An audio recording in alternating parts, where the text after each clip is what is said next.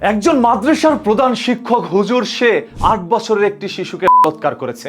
একবার নয়, বারবার, প্রতিদিন। সেই ৮ বছরের শিক্ষার্থী জানায় তাকে গোপনে বাথরুমে ডেকে নিয়ে যেত হুজুর। তারপর তার ওটা চোষাতো এবং মাঝে মাঝে বলাৎকার করত।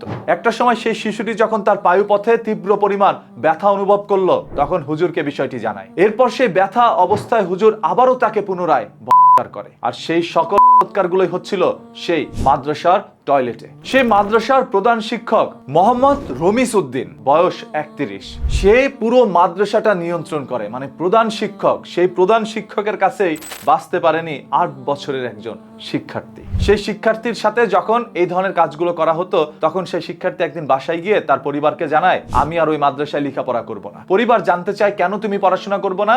এরপর সে ৮ বছরের শিশুটি সম্পূর্ণ ঘটনাটি মা বাবাকে বলে। এরপর বাবা বাদী হয়ে সেই শিক্ষকের বিরুদ্ধে থানায় একটি মামলা করে। মামলার পর সেই প্রধান শিক্ষক পলাতক ছিল। ২৯শে জুলাই আইন শৃঙ্খলা বাহিনী তাকে গ্রেপ্তার করে নিয়ে আসে। এরপর তিনি জিজ্ঞাসাবাদে মোটামুটি সবকিছু আবার বলে দিয়েছে।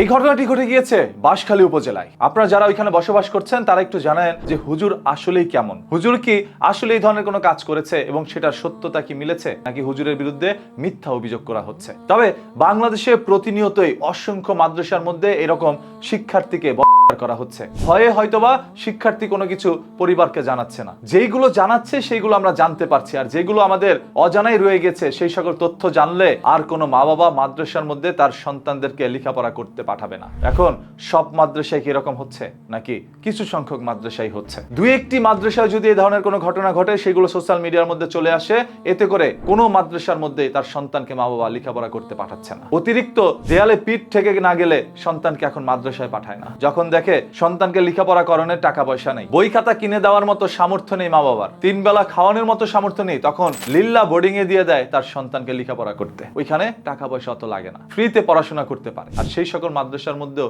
এই ধরনের কাজগুলো হচ্ছে। আল্লাহ তাআলার পক্ষ থেকে গজব নাজিল হবে সেই সকল মানুষের উপরে যারা মাদ্রাসা মসজিদে বসে এইরকম নোংরা কাজে লিপ্ত হচ্ছে, হুজুরদের লেবাস ধারণ করে। আপনাদের সবার কাছে অনুরোধ, ভিডিওটি শেয়ার করে দেন, যাতে করে প্রত্যেকটি অভিভাবক সতর্ক থাকতে পারে, তার সন্তানদেরকে সতর্ক রাখতে পারে। আর যারা আপনার সন্তানকে লেখাপড়া করতে মাদ্রাসায় পাঠাচ্ছেন, সেই সন্তান বাড়িতে ফিরলে তাকে জিজ্ঞাসাবাদ করুন তার সাথে হুজুররা কেমন আচরণ করছে। হয়তোবা আপনার একটু গাফলতির কারণেই আপনার সন্তানের একদিন মৃত্যুও হতে পারে। প্রতিদিনের এই ধরনের ঘটনা, দুর্ঘটনা, লুকোনো সত্য জানতে চোখ রাখুন নিউজ কিতে। পেজটাকে এখন ফলো করে রাখেন।